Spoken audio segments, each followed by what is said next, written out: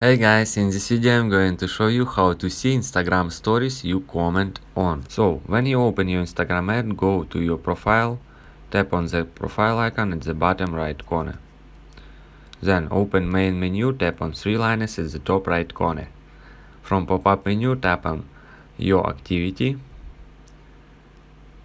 Then go to interactions. From interaction menu, select story replies.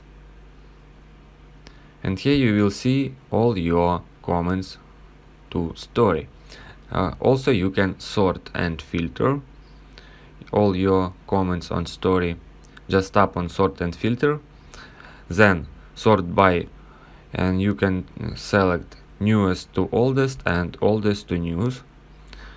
Then tap apply.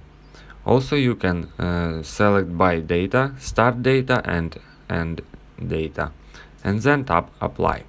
If you guys have any questions, let us know at the comment below. If not, don't forget to like and don't forget to subscribe.